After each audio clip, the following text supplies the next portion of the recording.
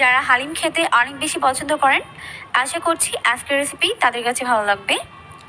আর ভালো লাগলে অবশ্যই লাইক দিবেন, আর নতুন হয়ে থাকলে চ্যানেলটিকে সাবস্ক্রাইব করে রাখবেন। তাহলে চলুন দেখে নেওয়া যাক দর্শক এই রেসিপির পুরো প্রস্তুত প্রণালী।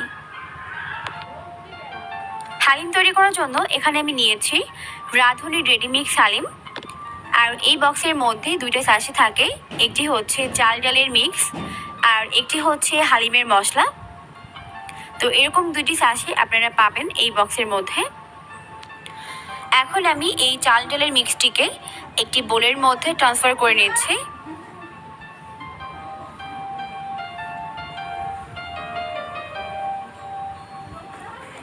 এখন এর মধ্যে অ্যাড করে দিব 2 কাপ ফুটন্ত গরম পানি।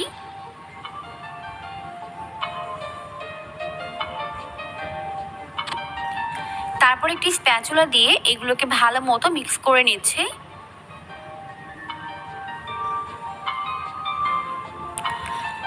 মিক্স করে নেওয়া হয়ে গেলে এখন এটাকে এইভাবে আমি রেখে দিব 30 মিনিটের মতো। আর এই 30 মিনিটের মধ্যে এটা খুব ভালো মতো সফট হয়ে যাবে আর অনেকটাই ফুলে যাবে। তো এখন ওয়েট করব 30 মিনিট। আর এখন 30 মিনিট পর এই মিশ্রণটি অনেকটাই ফুলে গেছে আর অনেকটাই সফট হয়ে গেছে। এখন চলে যাচ্ছি মূল রেসিপিতে। তো এখানে একটি বোল নিয়েছি, এখন এর মধ্যে হালিমের যে মশলা রয়েছে ওটাকে ঢেলে নিচ্ছি। এখন এখান থেকে 1 চামচ মশলা আমি উঠিয়ে রাখবো, এটাকে আমি পরে ব্যবহার করব। এখন হালিম রান্না করার জন্য চুলায় একটি পাত্র বসিয়ে দিয়েছি। আর পাত্রটিকে ভালো মতো গরম করে নেওয়ার পর এর মধ্যে দিয়ে দিচ্ছি 1/2 কাপ সয়াবিন তেল। আর তেল যখন ভালো মতো গরম হয়ে যাবে তখন এর মধ্যে অ্যাড করে দিচ্ছি 1.5 কাপ পেঁয়াজ কুচি।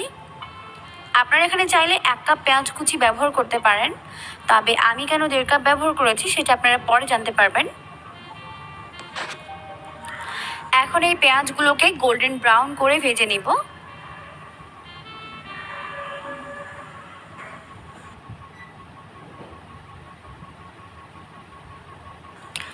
যখন পেঁয়াজগুলো এরকম গোল্ডেন ব্রাউন করে ভাজা হয়ে যাবে তখন আমি এখান থেকে কিছুটা পেঁয়াজ বেরেস্তা ভালো মতো তেল ছড়িয়ে উঠিয়ে নিব।